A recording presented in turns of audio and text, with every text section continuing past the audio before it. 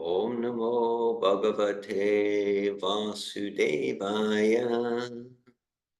Om Namo Bhagavate Vasudevaya. Om Namo Bhagavate Vasudevaya. Om Namo Bhagavate Vasudevaya. Om Namo Bhagavate Vasudevaya.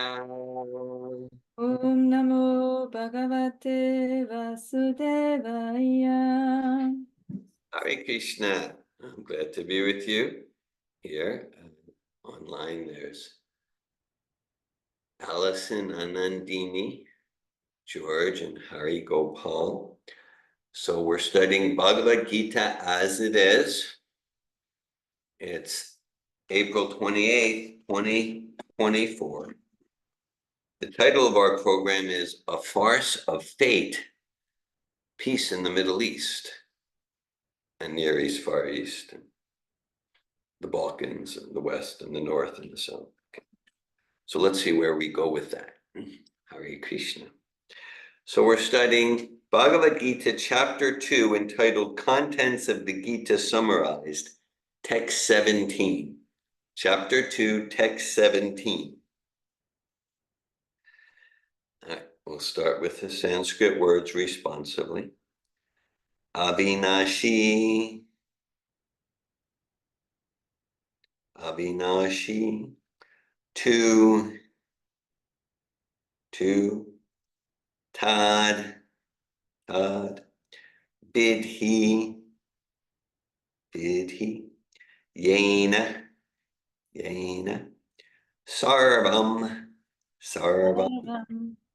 Idam, Tatam, Vinasham, Abhyasyasya, Na, Kaschit, Kartum, Arhati, Avinashi tutad vidhi. Abhinasha tuti ovati. Avinashi tutad vidhi. Abhinashi tutaviti. Yena sarvamidam tata. Sorry, I haven't found the verse yet. I'm sorry. Okay, it's chapter 2. Chapter 2, text 17. Chapter 2, text 17. Text 17. Okay.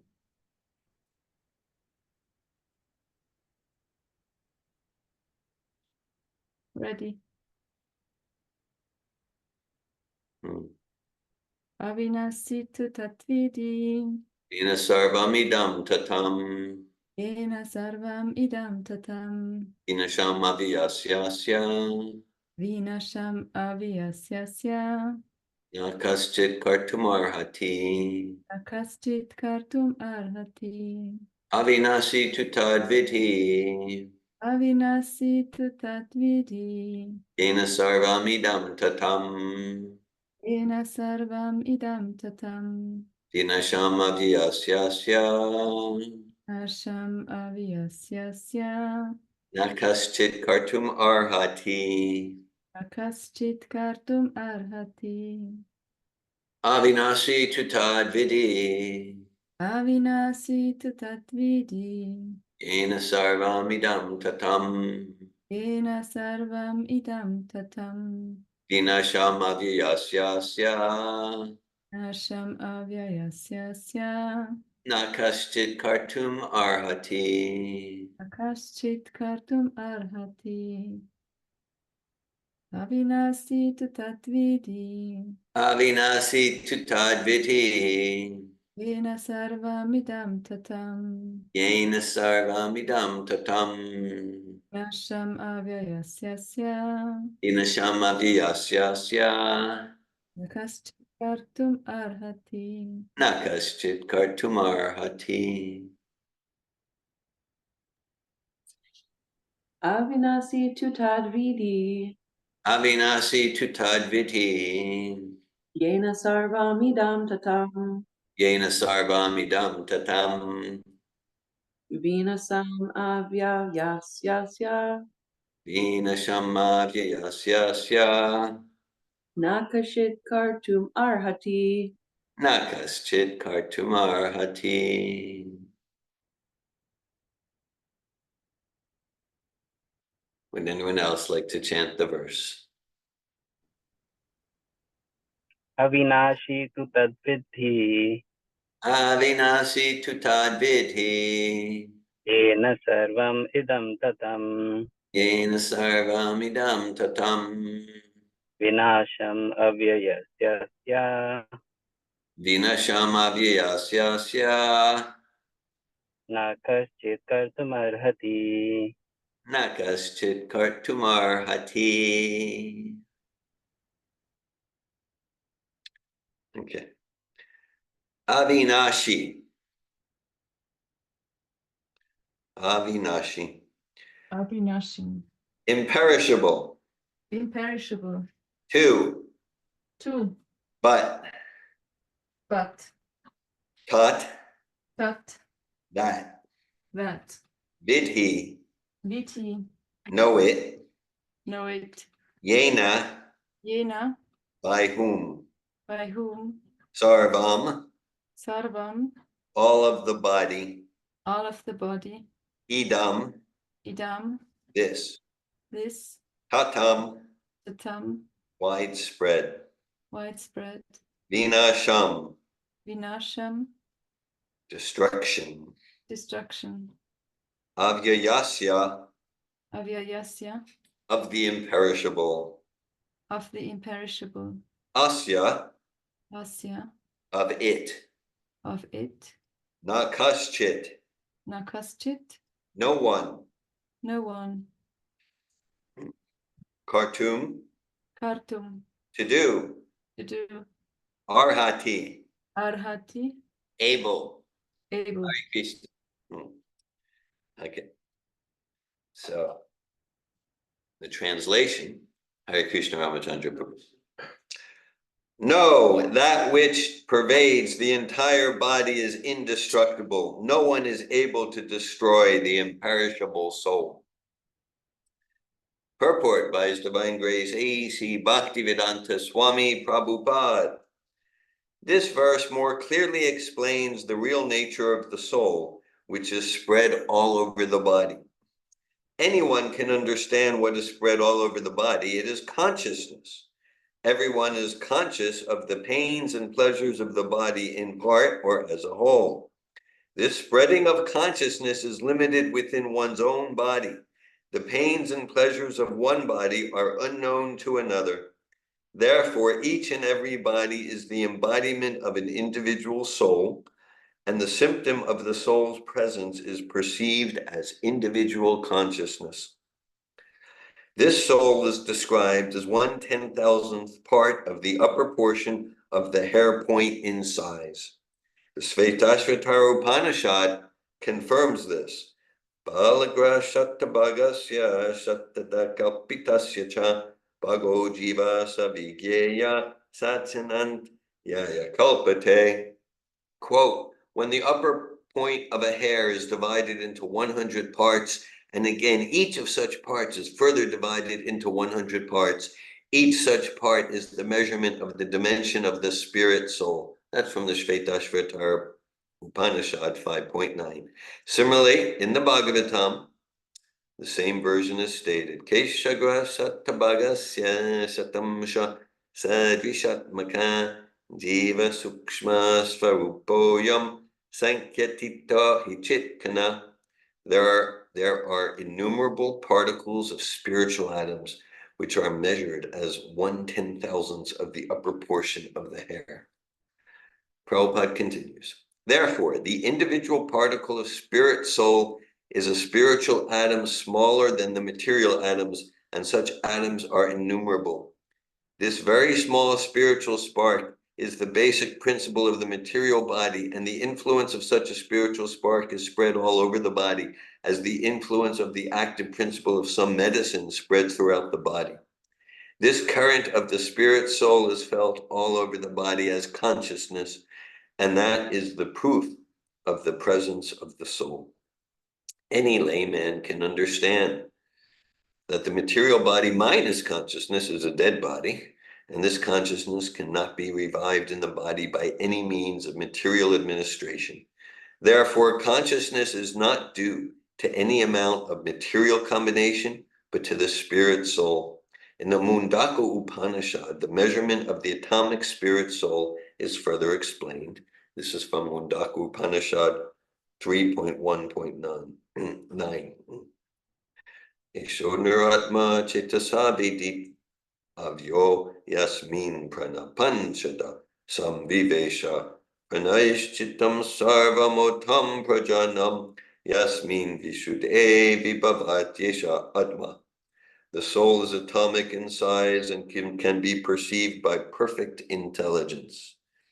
This atomic soul is floating in the 5 kinds of air, prana, apana, vyana, samana, and udana, is situated within the heart and spreads its influence all over the body of the embodied living entities. When the soul is purified from the contamination of the 5 kinds of material air, its spiritual influence is exhibited. Srila Prabhupada continues, the Hatha Yoga system is meant for controlling the 5 kinds of air, encircling the pure soul by different kinds of sitting postures, not for any material profit, but for liberation of the minute soul from the entanglement of the material atmosphere. So the constitution of the atomic soul is admitted in all Vedic literatures, and it is also actually felt in the practical experience of any sane man. Only the insane man can think of this atomic soul as all-pervading Vishnu Tattva. The influence of the atomic soul can be spread all over a particular body. According to the Mundaka Upanishad, this atomic soul is situated in the heart of every living entity, and because the measurement of the atomic soul is beyond the power of appreciation of the material scientist, some of them assert foolishly that there is no soul. The individual atomic soul is definitely there in the heart, along with the super soul, and thus all the energies of bodily movement are emanating from this part of the body. The corpuscles, which carry the oxygen from the lungs, gather energy from the soul. When the soul passes away from this position, activity of the blood generating fusion ceases. Medical science accepts the importance of the red corpuscles, but it cannot ascertain that the source of the energy is the soul. Medical science, however, does admit that the heart is the seat of all energies of the body. Such atomic particles of the spirit whole are compared to the sunshine molecules. In the sunshine, there are innumerable radiant molecules. Similarly, the fragmental parts of the Supreme Lord are atomic sparks of the rays of the Supreme Lord, called by the name Prabha, or superior energy.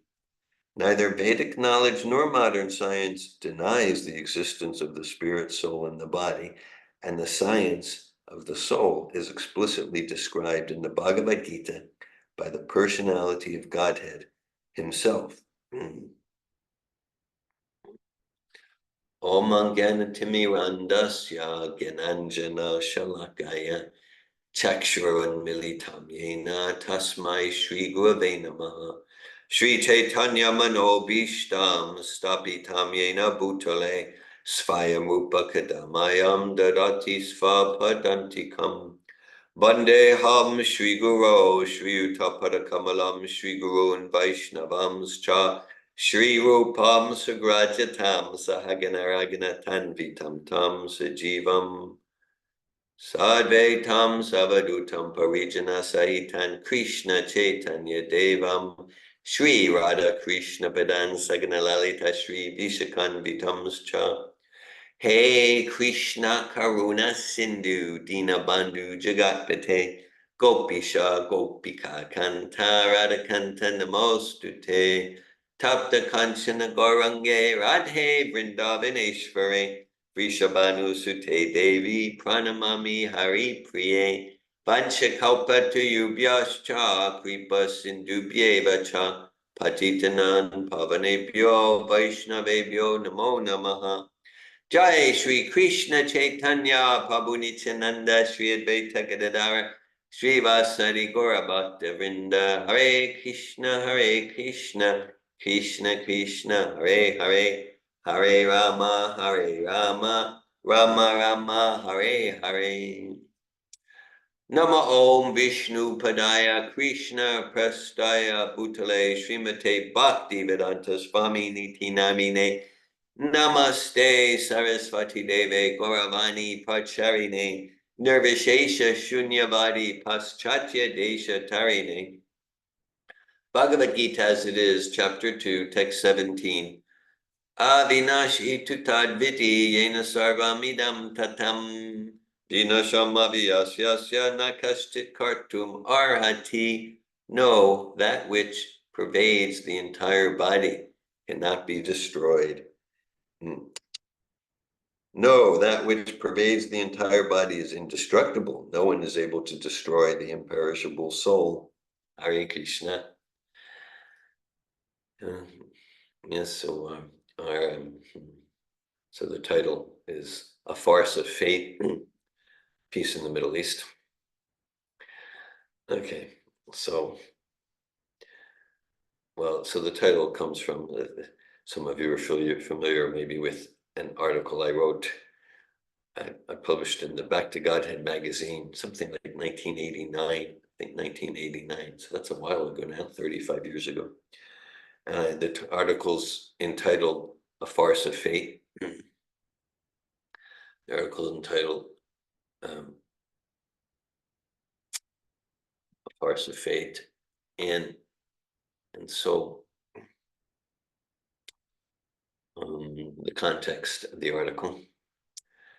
So I was in a place, because there 88 or 89, we started doing Sankirtan. We kind of stumbled upon the Arab villages, especially the Jews villages in 1988.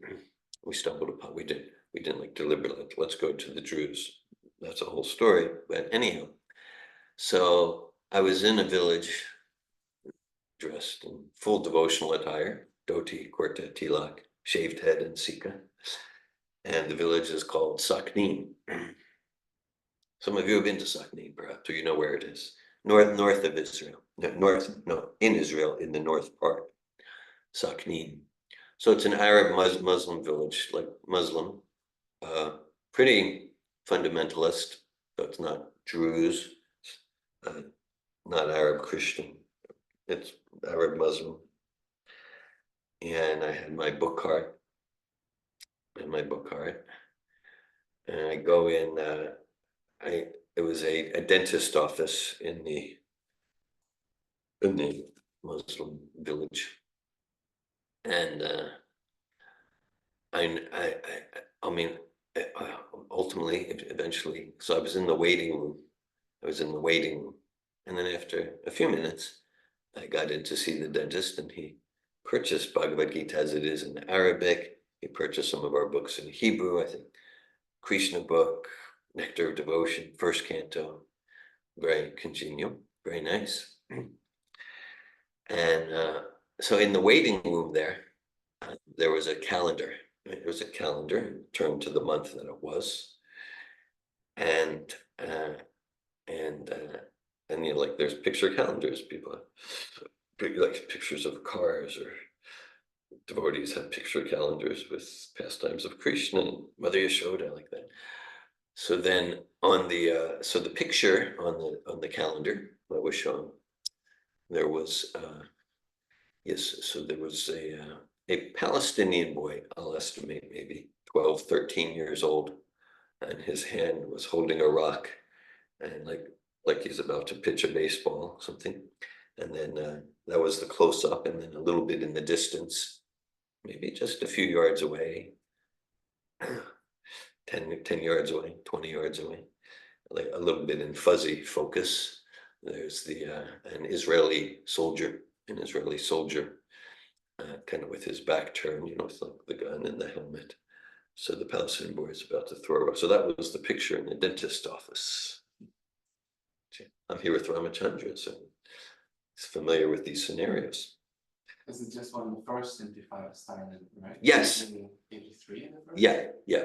Ramachandra said that's the first, when the first Intifada started. The first Intifada started in December 1987. Right, yeah, so yes, that's right, accurate.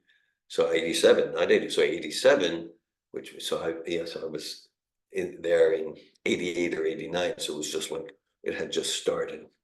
So as we're all familiar, about 6-7 months ago, in that exact part of the world, there was quite a flare up. So the first Intifada was December 87. Intifada means uprising. So things were quite tense. Now, Saknin, it's not what's called occupied territory. I won't get too much into geography. It's Israel proper, but it's a Muslim village, so there was a lot of sentiment towards the Intifada. Okay, yeah. So that was in the dentist, and the dentist is a very nice gentleman, and we had philosophical talks, and he gave a nice donation for Prabhupada's books in Arabic and Hebrew. So I thought about that, and it just like something came to me.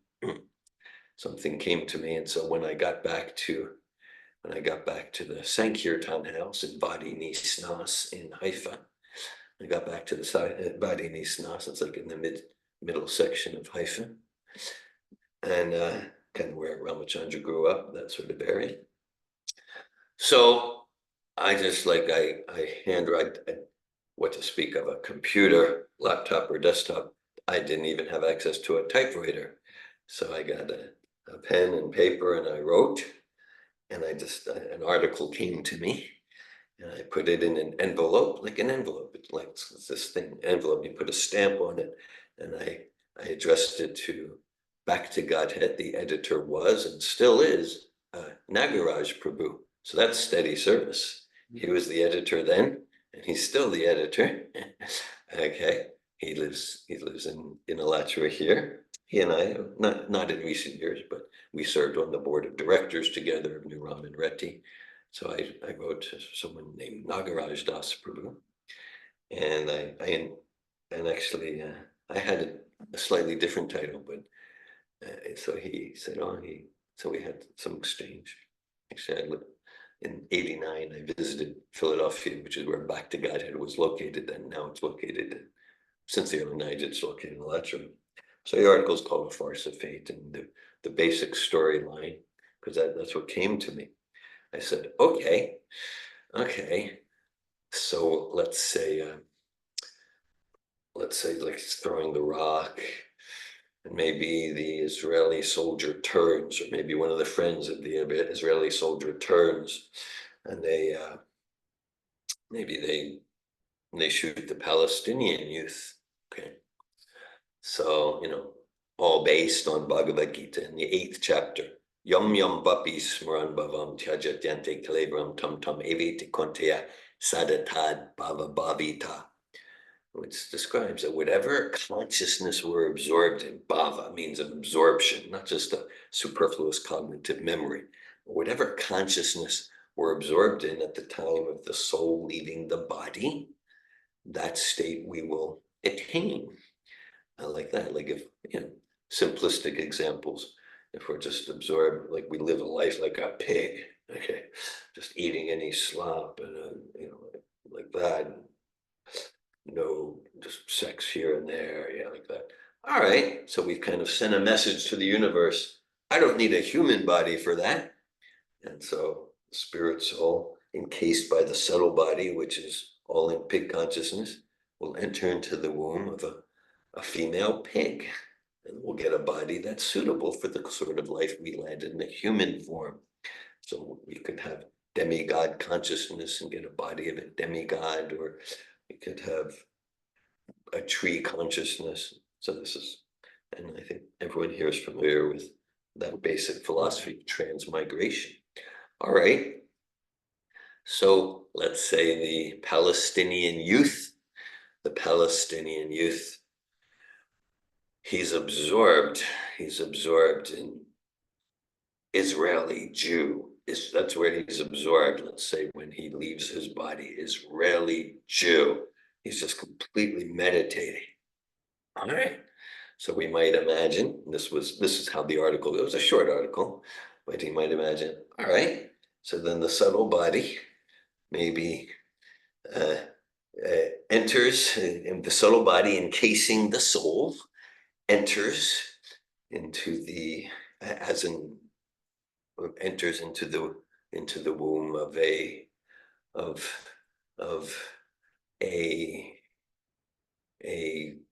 Jewish lady, maybe Mrs. Schwartz, Mrs. Cohen in Ramat Aviv, kind of there in the Tel Aviv area, and maybe an affluent Jewish household in Israel, takes birth, and let's say 18 years later, okay, he's in the spirit soul, that is the actual person. Then he gets trained in IDF, and he gets trained, and so now he's a soldier, and maybe he's asked to stand guard. Maybe he's asked to stand guard in one of those towns in the West Bank or Gaza, like that, and he's particularly wary. He's cautioning, be careful of those vicious Palestinian boys, like that. Okay, and similarly, we can imagine in the original calendar scenario, the spirit soul in the Israeli 19-year-old with the gun. Let's say he leaves his body, focused in on Arabs and Muslims and Palestinians, and they're our enemy, and like that. Maybe that's the meditation. So maybe you take birth. We get the idea. So I called A Farce of Fate. The actual title came from Nagaraj, and What was your title? I think I'm not completely remembering, but I remember it was something like that, but he tweaked it and made it like more potent. That's all I remember for now. But that's a good question. I might be able to research it in some correspondence from a long time ago.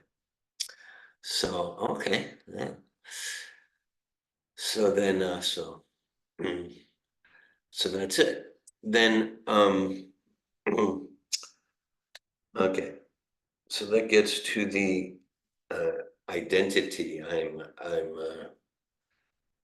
I'm Israeli, I'm Jew, I'm Arab, I'm Black, I'm white, I'm Chinese, I'm a Cypriot, I'm a Turk, I'm a Greek, I'm Swiss, I'm European, I'm tall, I'm short, I'm from Philadelphia, I'm 63 years old. Okay, so these are all identifications based on the body.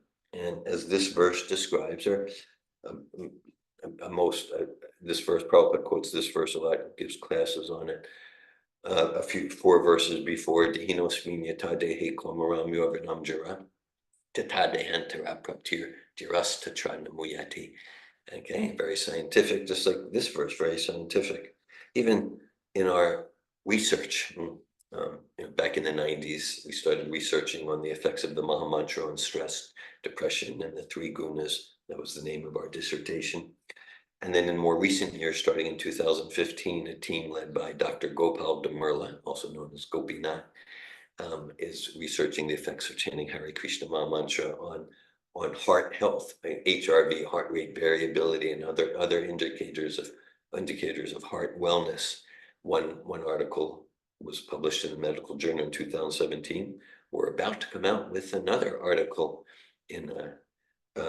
because in the past 3 years, very rigorous research has been done in America and in Rishikesh, India, at the Indian Research Institute for Science. So a lot of chanting Hare Krishna for some.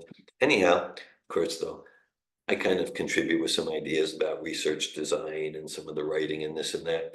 My area isn't like the the medicine and the physiology and the brain waves and things like that. But still, I've studied a little bit about that the past 10 years or so because I'm involved.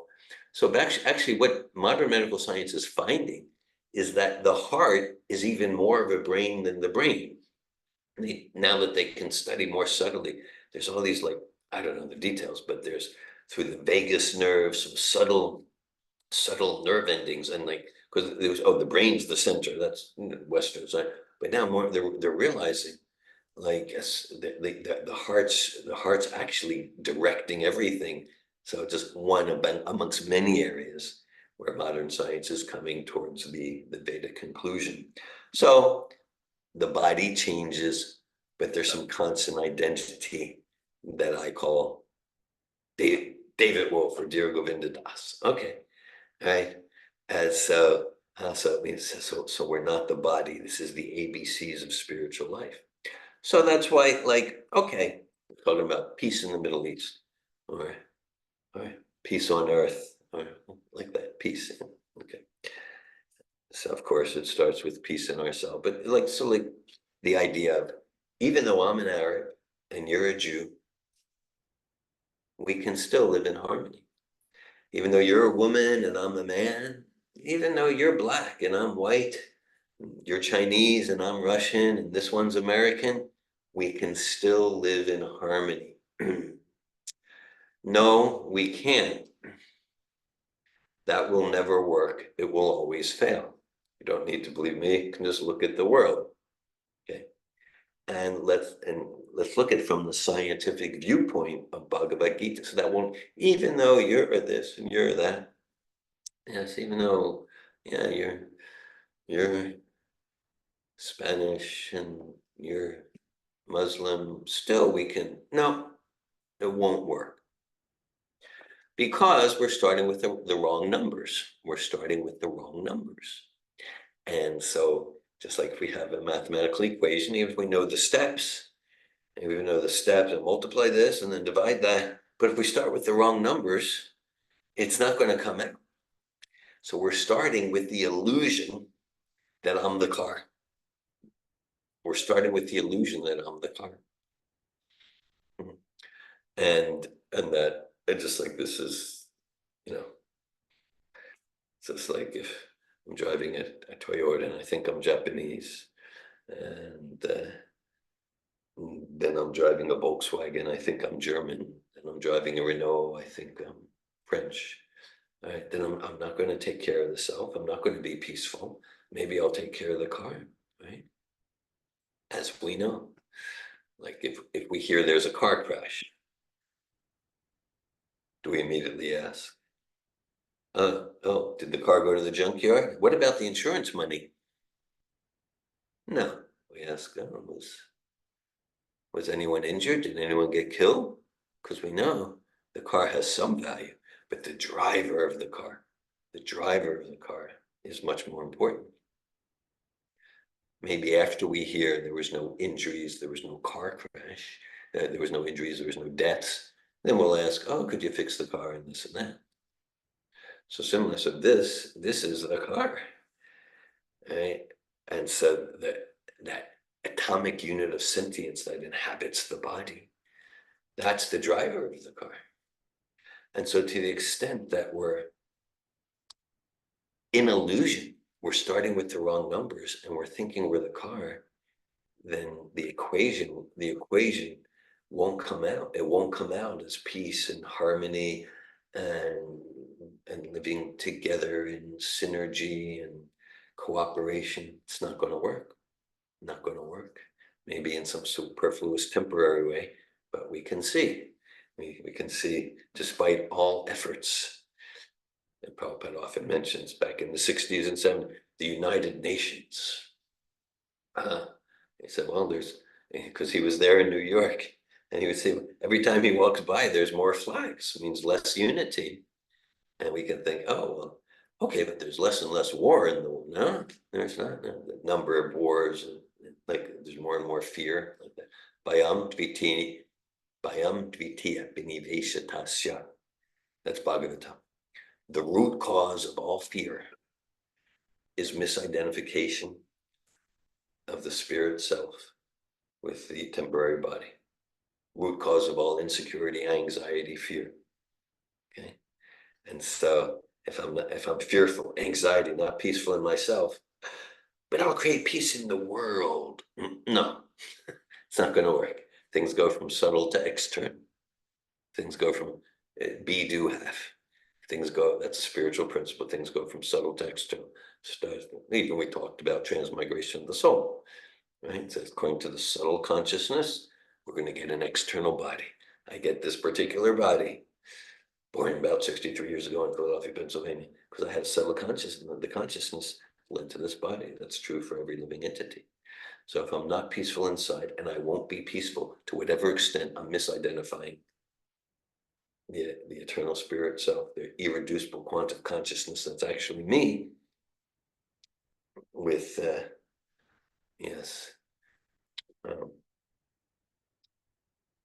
with the material body, it would be anxiety. And then I'm in anxiety. It's not just a private thing.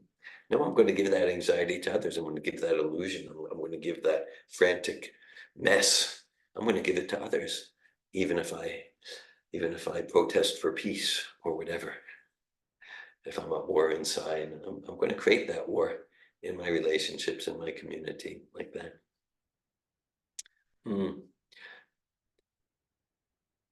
St. Francis said, we are searching for what is searching. St. Francis, Srila Prabhupada, he heard about St. Francis, and he heard, like, St. Francis would say, brother, sun, and sister moon, and just seeing in nature, really realizing God's presence in creation. And Prabhupada said, that is real God consciousness. That's real God consciousness. Wow. So Prabhupada referring to from the descriptions of St. Francis he heard, that's Uttama Adhikar. Vijavinaya Sampane, Brahmane, Gabi Hastini, Shuniche, Vasva Pakecha, Pandita Samadarshina. The humble sage, by virtue of true knowledge, okay, it means starting with the right numbers, not the wrong numbers, sees with equal vision. Vijavinaya, Brahmane, a Brahmin, a cow, an elephant, a dog, and a dog eater. Vijavinaya Sampane, Brahmane Gavihasni, Shuniche Vaspakta, Pandita Sama Darshina. Equal vision. So that's peace. That's peace. Bhoktaram Yagitapasam Sarvaloka Maheshram Suridam Sarvabhutanam Gatvamam Shanti Richati. That's seeing, realizing ourselves as spirit souls, then we can be equal. And this is my enemy, this is my friend, right? This is my enemy. And we say, Krishna is a supreme control. Prabhupada called that the peace formula, the last verse of chapter 5 of Bhagavad Gita. Krishna as the enjoyer. Krishna is the controller of everything, rather than me trying to artificially control. Krishna is our best friend. Right? Srila Prabhupada would sign his letters, your ever well-wisher. So Prabhupada knew perfectly how to be our ever well-wisher by bringing us to Krishna. Otherwise, that can become another form of ego. I'll be your best friend. I'll help you. I'm always here for you. And it can be so much about my need to be needed, my need for you to see me as I'll fix your problems, right? And then to the extent that we're actually bringing people to Krishna and Krishna's pure devotee, and Krishna's names and Krishna's form and devotional service to Krishna, then we're actually being a friend. Otherwise, in the name of friendship, we're exacerbating lust, because, so we're talking about peace, right? So it's described in Chaitanya Charitamrita. Bhukti Mukti Srikami Sakaliya Shanta Krishna Bhakta Nishkama Atta Eva Shanta.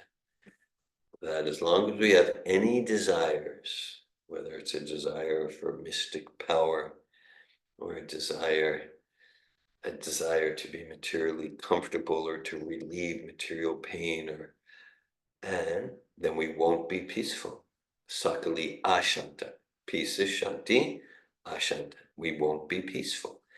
And as long as we're identifying with the gross or subtle material body, as we've emphasized, that's the root cause of all anxiety. It's the root cause of all non-peace.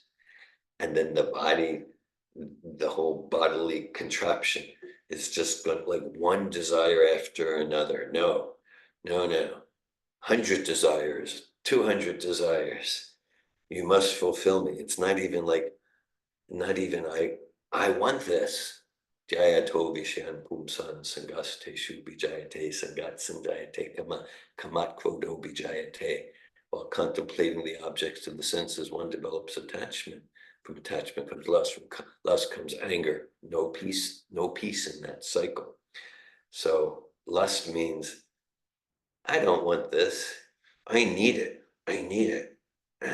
When there's lust, there cannot be any empathy. Okay. Lust just means like, I need to have that respect now. I need to have that gratification of my tongue or my belly or my genitals. Now, I need to have that adoration. I need to have that status now. And nothing else matters. It's just very, very narrow. So the bodily contraption, to use the chariot analogy, it's just gonna, it's gonna drive us one after another. No peace. We are slaves with a very harsh master, the material mind and senses. But Krishna Bhakta Niskama Ata Eva Shanta. When we transform our unavoidable propensity to desire to Krishna, to serve Krishna, then there's this very dynamic, rich, alive peace. And Prabhupada will sometimes say that it's not really desire, it's just the natural state and expression of the soul, inspiration to please Krishna. So it's not really a desire, it's just returning to our original state, our original nature. I know I'll relate it here, this coming to closure here. I mean, just thinking myself, I told the story in Saknin, there in North Israel, the Muslim village. And I remember in the article I mentioned that, like at that time, I go to Muslim villages, Druze villages, Christian villages, Jewish secular villages. Even we would visit Jewish rabbis with Prabhupada's books. We would just go to all these. It's a very small country. It's like the size of New Jersey, but there's so many varieties of human beings there. Very fascinating. We would go all there, and I would say, like, in wherever I go, I meet like nice people, and caring people, and empathic, nice people, whatever group. And then what's all this like constant conflict about? So then we analyzed it according to Bhagavad Gita, a farce of fate, transmigration of the soul. And then thinking back for myself, my personal enthusiasm and interest, I'll say, has always been to the macro and the micro. I never developed much interest in the meso. In meso means in between. Well, I'll unpack what I mean by that. So, yeah, that before I came to Prabhupada's books and like that, but I was interested in like philosophy. I'll call it the micro, the macro. Yeah, like look at the stars and what it goes on, infinity, and what's happening out there if we go, like that. Whoa.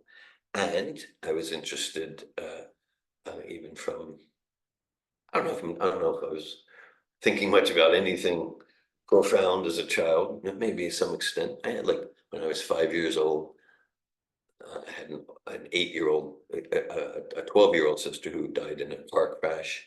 So I remember some thoughts at that point, but certainly starting from like about 15 years old, I was interested in as years went on, in the micro, meaning like, and again, like psychology, what's happening internally, what's happening internally, and what's the bigger meta view, macro view here? Okay, and whereas the meso would be things like, like in between, like the human endeavors. That could be like politics or economics, and I mean they're wonderful fields for followers of Srila Prabhupada. They're followers of Srila Prabhupada in the field of economics are Yogeshwar Prabhu. He's an economics master, and there's devotees in the field of politics and like that. But as far as like, I was always interested in like, what's the origin, what's the source, micro and macro, and because just what was kind of real for me and still is that because I said, well, whatever system we have, let's say we have a system called Marxism or capitalism or democracy or monarchy or oligarchy, or different kinds of economic governmental systems, like that. Okay, like I studied some about that, but I was sort of like, whatever sort of system, whatever we call the governmental, political, economic structure, it's inhabited by people. It's inhabited by individuals with consciousness. That's why my focus in my attempts to serve and create peace has always been, and I'm not saying like everyone needs to be that way. And there's a place for political advocacy, healthy place, important place. Just, it's never been my thing. And so my thing has been to focus on consciousness, because whatever we call the system, socialism, capitalism, whatever we call the system, it's inhabited by spirit souls having human experience. And if the spirit souls having human experience, if their consciousness is illusion, deception, greed, envy, lust, ignorance, etc., then it's going to be a miserable place. Whatever one's political theory, it's just going to be a miserable place with this immersion in a conception of scarcity and fierce competition for resources. It's going to be lower than animal life. And whatever we call the system, if the consciousness of the persons inhabiting the system is self-realization, self-discovery, sattva communication, simplicity, and a spirit of discovery, sincere cultivation of qualities like empathy and win-win, and serving the absolute, connection with source. Then we mentioned St. Francis, he said, we're searching for what is searching. We're searching means like my great quote by St. Francis just means like in the doing, I need to do this. In the acquiring, I need to have that. We're always searching for an experience of peace, experience of power, experience of feeling valuable, experience of knowing I'm lovable, experiencing of vibrancy and freedom and security. So St. Francis is saying, well, those qualities exist in ourselves, and to the extent that I'm alienated from myself, to the extent that I'm not realizing I'm the driver of the car, to the extent that I'm in the illusion that I'm the body, I'm going to be frantically endeavoring externally with greed and lust and envy and jealousy and resentment and depression to try to get those experiences. And then just I'm spreading the misery. The whole becomes a festival of misery. And to the extent that no, I'm Atmarama. Atmarama, Sanskrit word, means self-satisfied. Then I'm self-satisfied because I realize who I am, a spirit soul, and I'm fulfilled. I have no material needs. I just have enthusiasm to increase my bhakti yoga, to increase my service. Then I'm completely satisfied. Tamasya Nendriya Pritir Labo Jiveti Avate Jivasi Tapiji Gesa Notayasche Karma B. That's a verse from Sutta Goswami in the second chapter of Bhagavatam. Life's desires should never be directed towards sense gratification. One should aspire for a healthy life, self-preservation, because human life is meant for inquiry into the absolute truth. Nothing else should be the goal of one's works. So then I'm satisfied, keep body, soul together. I don't need to prove that I'm a valuable person. I don't need you to submit to me so I can feel powerful. And yeah, just then I spread that peace. Peace. So Bhagavad Gita, chapter 2, text 17. Avinashi tu tadviti yena sarvamidam tatam vinasham avyasya nakaschit kartumarhasi. Know that which pervades the entire body is indestructible. No one is able to destroy the imperishable soul. Hare Krishna, thanks for your attention. Thanks for giving your power of hearing to Bhagavad Gita as it is. Hare Krishna. I welcome any comments, questions, inspiration, sharing at this point. I have a question about kind of Yeah. share. I wonder how much of room we have in Krishna consciousness in the mundane field, Okay. Yeah. right? Like politics, Yeah. economy. Yeah. Because there are all these scriptures, like I think Prabhupada calls them like mundane scriptures, like There are Manusamhita, the Manusmriti.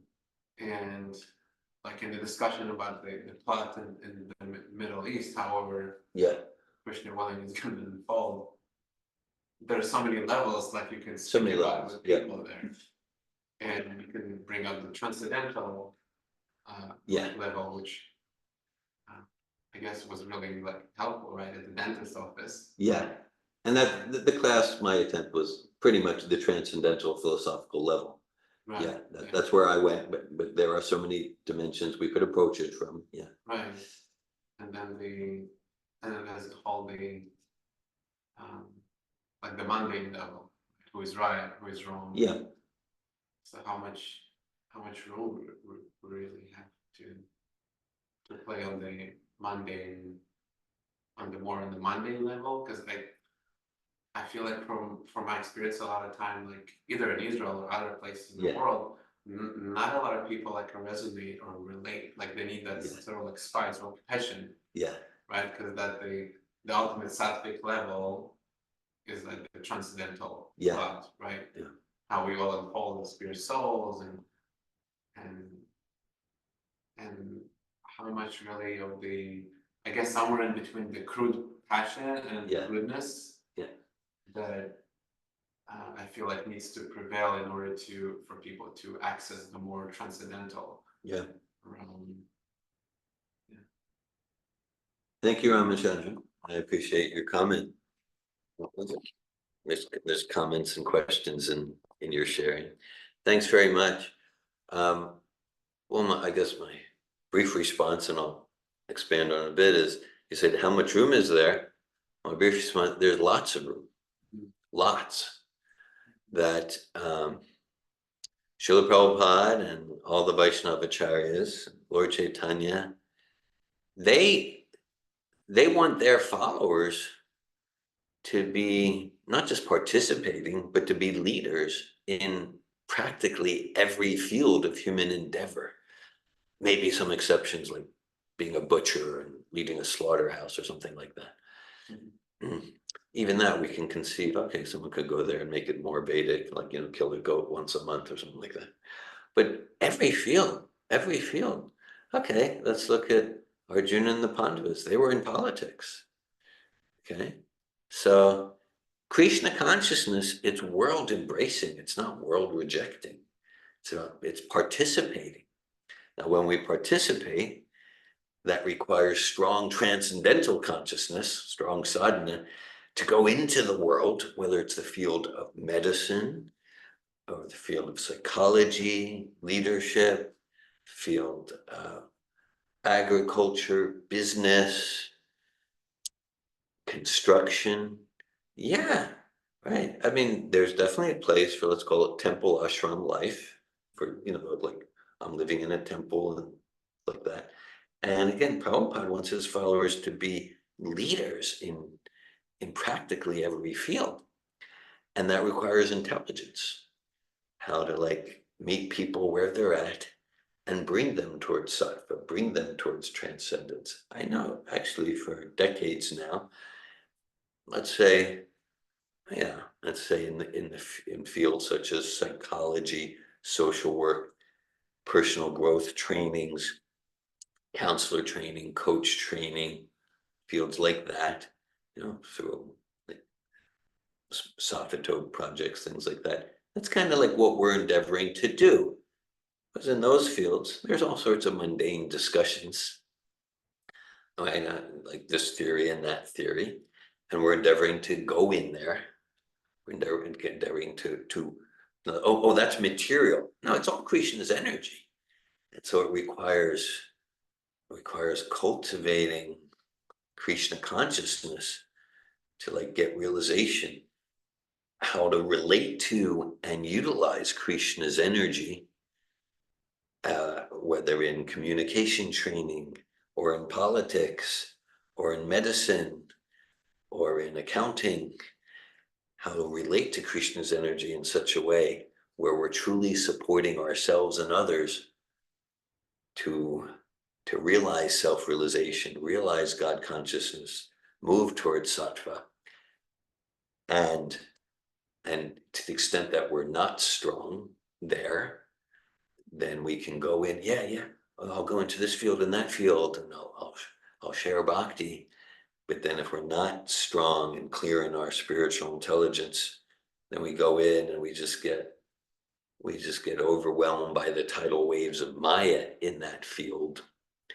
And the nature of Maya is we're bewildered and we don't even know we're bewildered. I'm reminded here of a verse spoken by Narada Muni to Srila Vyasadeva, there in the 5th chapter of the 1st canto of Bhagavatam. Narada Muni says, Idam vipumsas tapasa shutasya sutasya sviktasya chabudi dateo avichuturta kavibir niupito yadu tamashloka gunanu varnanam. So in Prabhupada's translation and purport, Prabhupada's saying, Narada Muni, he's speaking about politics. He's speaking about economics. He's speaking about psychology. He's speaking about chemistry. He's speaking about social work. He's speaking about physics. He's speaking about business ethics. He's speaking about all these fields. And he said they're not, for a bhakti yogi, they're not meant to be rejected. They're meant to be, we're meant to engage Krishna's energy, Krishna's service. Uttamashloka is a name for Krishna. Yanuttamashloka Gunanu Varnanam. Yeah, to reveal and show that the source, that the source and completion and perfection of all these fields is Bhagavatam. And is this philosophy and practice of Krishna consciousness. So the answer is we're meant to be out there. At the same time, going out there into the fields of education, into the fields of real estate, whatever field. Yes, there's risk, and that's why that's Prabhupada gave us like the staunch, the rigorous sadhana. Otherwise we talk about osmosis. Otherwise the osmosis will go from the material energy to, and then I'm just drained dealing with that energy.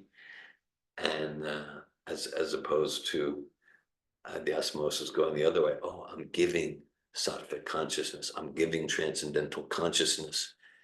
And that relates to, and there's several letters from Prabhupada to his students. He says, the perfection of your Krishna, the highest degree of your Krishna consciousness is shown to the extent that you can share these principles, these universal principles of Bhakti Yoga, Bhagavad Gita, in such a way that whoever you're speaking to, they're going to be positively impacted. Whether we're speaking to politicians or farmers or 5-year-old children or university professors or the people at the yoga community, whoever we're speaking to, by our words and our way of being, that it's not stereotype.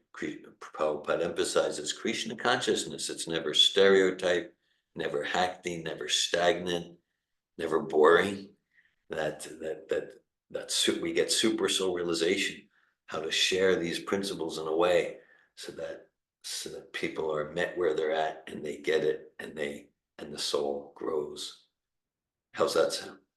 Well, what attracted me to Krishna consciousness a lot was how there's a very fine, like, concrete distinction between what is right, what is wrong materially, not sort of spiritually. Spiritually, yeah.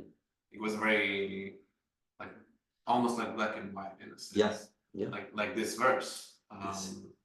What is the soul and yeah. There are absolutes. yeah, what is spiritual, what is material, the distinction. Yes. Right. Very clear. And like when we go to like the mundane sphere of how, let's say, Krishna conscious person views, let's say, material things like politics, and a lot of times I think what I encounter is sort of like the inability to distinguish, like sort of like the same philosophy of like the monism in spirituality. Yes. A lot of times I sense that that's applied to materialism. Like everything, we all one, it doesn't matter. It doesn't matter who you vote for, it doesn't matter where you live, it doesn't matter, like your choices don't matter. It's all material. At the end we're gonna die, go back home, back to God, or stay here. And I feel like a lot of times it's sort of like a missing in, like, I don't know, like my Christian conscious experience, or like amongst the devotee community, there can be this sort of like maybe a spiritual bypass sort of apathy about things in the world. Yeah. And then is this real highly realized non-attachment, or is this just kind of like a tamasic ignorance in the name of it's all one? Yeah, the transcendent, like this, the level of transcendental goodness feels as if it's actually when material things are brought into perspective. Yeah. Let's say I remember the last voting cycle, there was some episode in South Carolina or North Carolina that brahmacharis, in order to induce people to take Prabhupada's books, they put Trump heads, and the whole discussion. Like, there's a lot of criticism and things like that. Right. Yeah, and one of the circles that led the discussion, they're explaining how like devotees we should all be brahmanas, and we should not have no opinion about politics because this is mundane. Right. But actually, when I met that person in person, like he has a pretty distinct political view. So it's like the desire not to express the mundane sphere in a kind of Krishna conscious way. Yeah. It felt like a really big, I don't know, like gap. A gap Between like us and like the Krishna conscious world that like I experience, others experience, because I feel like I do have a pretty distinct view about material things. Too, what's right and what's wrong, and I feel like I can back it up with, like, let's say mundane, even like scriptures like Manu Samhita and or Bhagavad Gita. But when I bring it up, I'm like criticize, like, why do you even take a side? It's you should not take a side. You should be a brahmana. You should be this. You should be in sattva guna. Shuddha sattva. Okay, Shuddha transcendental. You should spiritually bypass everything. Why do you even think about these things? Thanks for your sharing.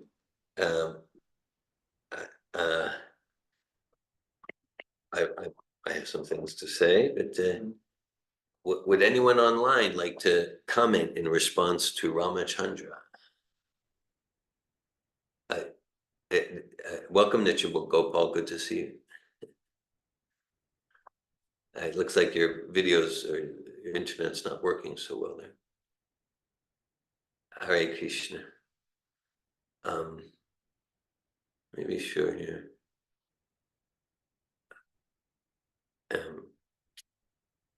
I'm doing a sound check. Online, are you hearing me? Yes. Yes, bro. Okay. Any comments online at this time?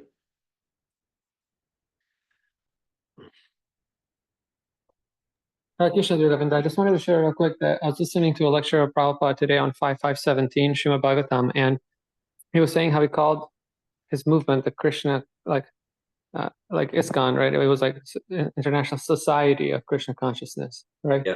And it said as part of a society, you need like all levels. Like you need the Brahmins, you need the Kshatriyas, you need the Vaishyas, you need the Shudras, and so.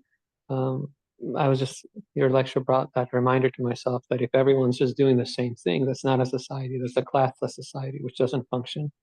And so I just wanted to share that. Hare Krishna. Thanks for sharing that. I see that as very apropos. I see that as very apropos to what Ramachandra shared. Yeah, because like, it's like, okay, well, I'm a devotee, or I'm trying to be a devotee. So do I vote in the election or do I not vote in the election? And we won't find anything in Prabhupada's books or anywhere in Prabhupada like, my followers should never vote in the elections, or they should. It's not like that. So like it depends a lot on kind of knowing what's my role, what's my service, meeting ourselves where we're at. But even that, even if like someone, a follower of Prabhupada is completely transcendental, pure devotee, maybe it's their service to vote. Maybe it's, look, devotees don't get involved in politics. Well, Srila Prabhupada established a political party, right? And he is actually based in Atlanta, the in God We Trust party. And he encouraged it. It was like from Balavant. He wanted Balavanta to run for Congress and president. So how can we say Prabhupada didn't want his followers to get involved in that? It's just like wrong. Now, for maybe some, maybe many for Prabhupada's followers, it's clear. It's my service to not vote in the election. Actually, during japa, many mornings, these past few months, I'm running into Amarendra Prabhu. Some of you, he's from in Pro. He actually started along with Gargamuni, the first Gainesville Center in 1970. Amarendra, so he's a practicing lawyer for many years. He ran when in the 70s. He ran for, I think, mayor of Gainesville, and Balavanta ran. Of course, there's devotees in the field of politics, and so Srila Prabhupada definitely had a vision in the field, and it's like whether it's the field, like the universities or slaughterhouses. Universities or slaughterhouses, and Prabhupada would say that. Such Maya and just in the name of knowledge, it's just illusion and ignorance dragging the whole world further down. So all devotees should stay away from university. Well, not necessarily. Prabhupada wanted and encouraged some of his followers to go to university and bring Krishna consciousness into those fields in intelligent ways. So we related to what you shared, Bhakti Georgia. What's our service?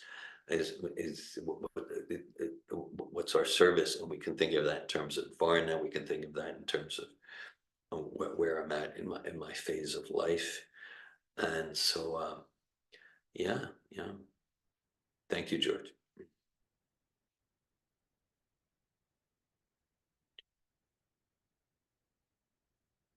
Anandini.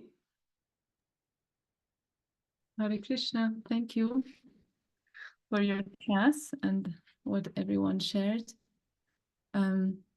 Just a quick comment on politics. Sometimes I think there may be a confusion between politics as a way of like leading a country, and then politics as a way of having conversation or a certain way of dealing with each other to make sure I get all the honor and the reward. And so maybe there's a important distinction. I wanted to share something else that when you said, okay, so peace starts, I don't know if that's the word you used, but peace starts in our heart. So Right. if we're not peaceful in our heart, then there's no way to create peace outside. And Yeah. I grew up in a country where there hasn't been war for many years. Yeah. And I, I was blessed in that way. And recently, just 2 weeks ago, I was invited to a meeting where I work. Like, no, I was next to you listening. Hello, Noah. Hare Krishna. I was invited to like an emergency meeting in the team where I work at the school, and because there's a conflict, and that conflict's been there for many years before I started working there. And during this meeting, like the conflict really erupted, and those who were part of the conflict, they like lashed out at each other, and it was really horrible. And I went back home and I thought, okay, I survived. I'm not part of the conflict. I'm part of the team, so I'm affected, but I'm not like part of the. And then I woke up at night feeling like really scared and remembering like the energy that was in the room. It's like a war. I there's not. I haven't experienced war in a country. Yeah. Yeah. There in this team, the energy was really like it's like they're in war with each other, and people got really, like 3 of the main conflict partners, they got sick, and they've been sick ever since. It's 3 weeks now. They got wounded, and it was very illustrative for me in some ways to see, like when we're in this bodily consciousness, and when that is attacked, then there's attacking with like our defense mechanism, trying to get each other down and hurt each other, and It's war. I'm going to destroy you, and I'm going to defend it.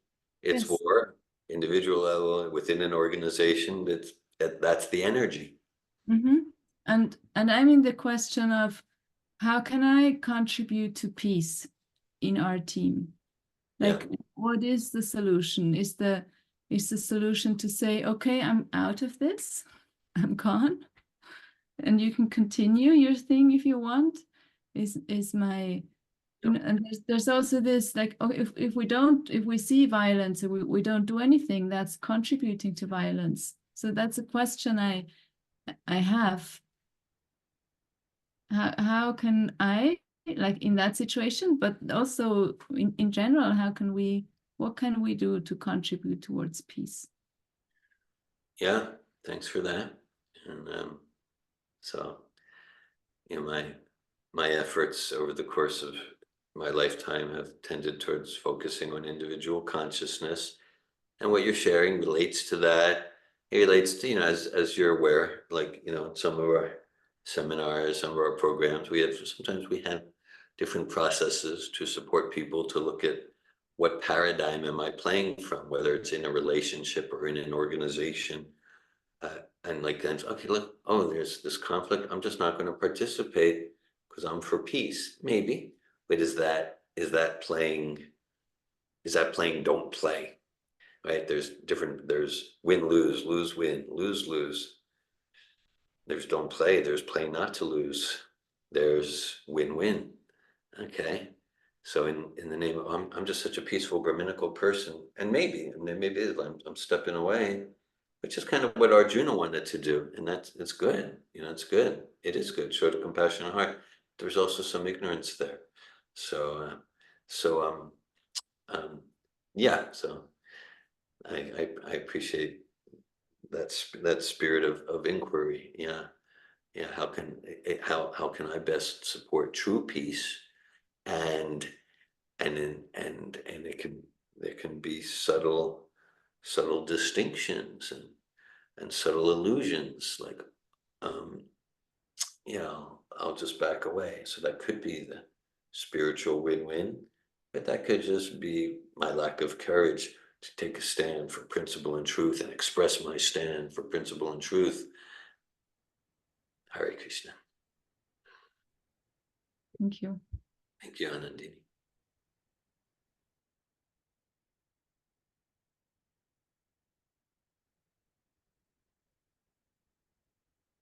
Any other comments or questions or sharing?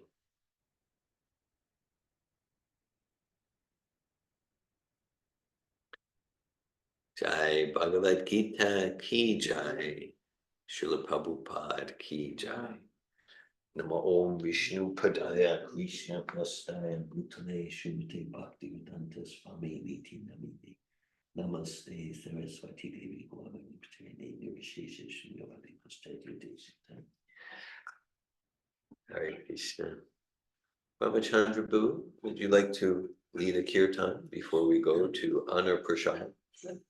Thank you.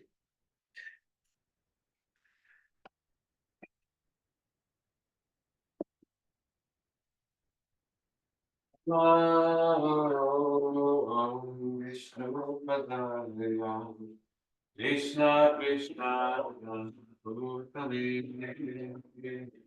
Srimate Bhakti Vedanta Swami Namine Namo Vishnu Padaya Krishna Krishna Bhutale Srimate Bhakti Vedanta Swami Namine Namaste Saraswati Devi Gauravani Pratine Nirvishesha Srimati Sakyari Sattvari Namaste Saraswati Devi Gauravani Pratine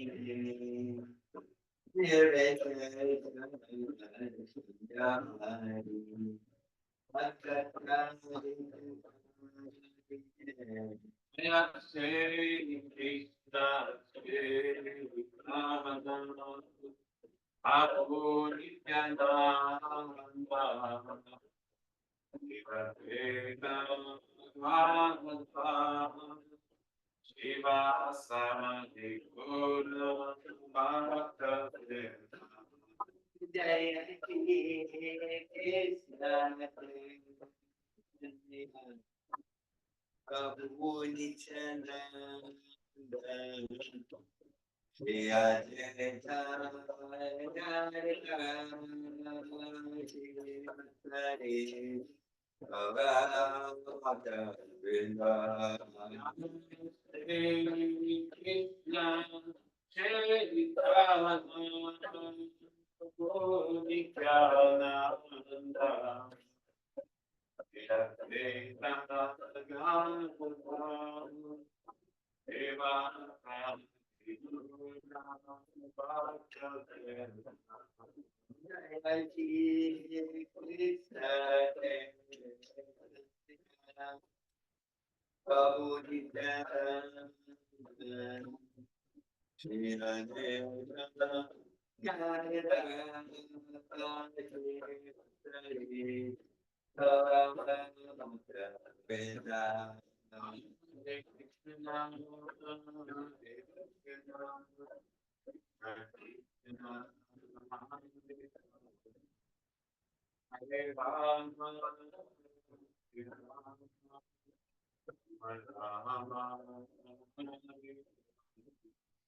Hare Krishna, Hare Krishna, Krishna Krishna, Hare Hare, Hare Rama, Hare Rama, Hare Hare, Hare Krishna, Hare Krishna, Krishna Krishna, Hare Hare. Hare Rama, Hare Rama, Rama Rama, Hare Hare. Hare Krishna, Hare Krishna, Krishna Krishna, Hare Hare. Krishna, Krishna, Hare Hare Rama, Hare Rama, Hare Krishna, Krishna, Krishna, Hare Hare, Hare Rama, Hare Rama, Rama Rama, Hare Hare, Hare Krishna, Hare Krishna, Krishna Krishna, Hare Hare, Hare Rama, Hare Rama, Rama Rama, Hare Hare, Hare Krishna, Hare Krishna,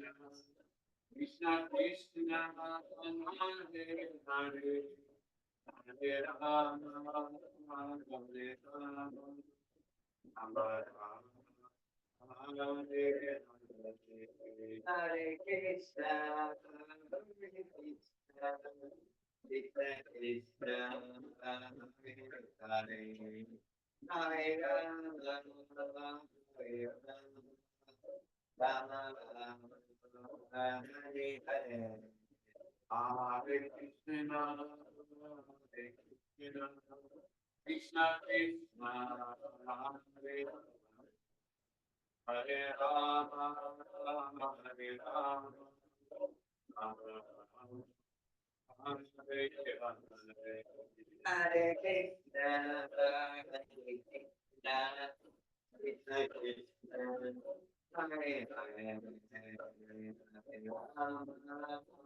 Rama, Hare Rama, Rama Rama, Hare Hare, Hare Krishna, Hare Krishna, Krishna Krishna, Hare Hare, Hare Rama,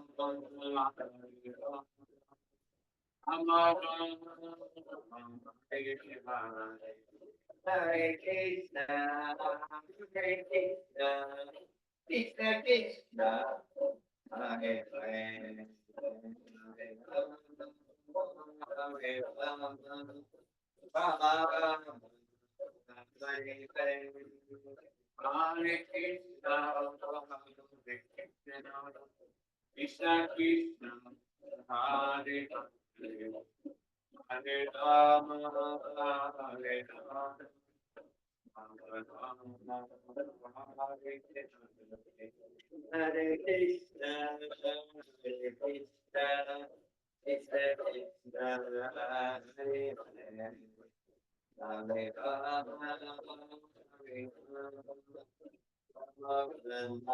Hare Krishna, Krishna Krishna, Hare Hare, Hare Rama, Hare Rama,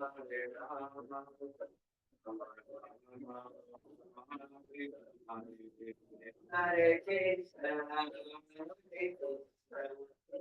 Krishna Krishna, Hare Hare, Hare Rama, Hare Rama, Rama Rama, Hare Hare, Hare Krishna, Hare Krishna,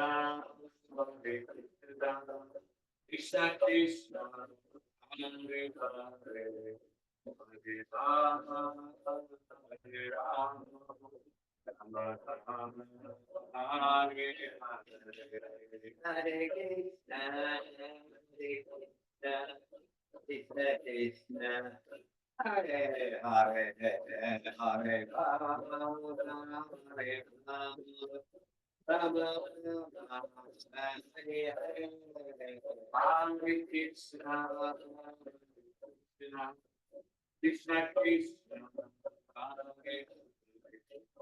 Hare Hare Rama,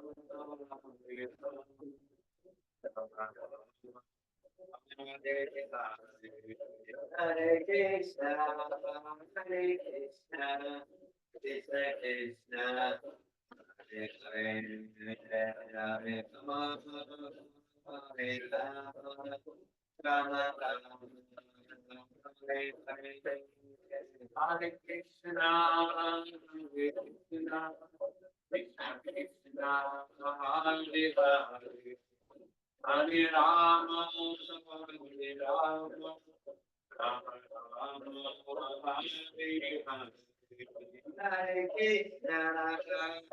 Krishna Krishna Krishna Hare Hare Hare Rama Hare Rama Rama Rama Hare Hare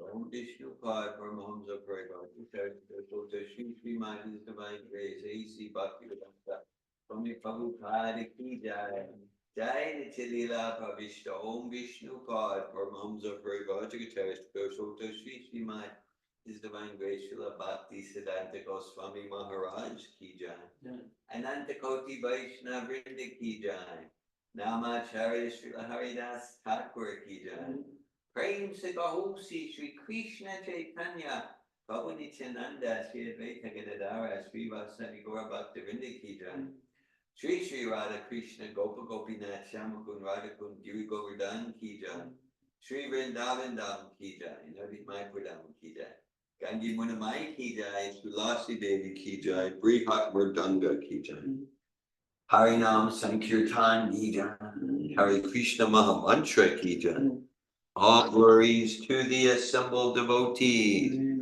All glories to the assembled devotees. All glories to the assembled devotees. All glories to Sri Guru and Sri Gauranga. Namo Buddhaya. Krishna Krishna Bhutale Srimate Bhaktivedanta Swami Niti Nami. Namaste Saraswati Devi Guravati Pachari Vishesha Shindogari Pastati Desitari. Hare Krishna. Hare Krishna, Nandini, Nitya Gopal, Hari Gopal, and Allison Prabhus. Thanks for your association. Hare Krishna.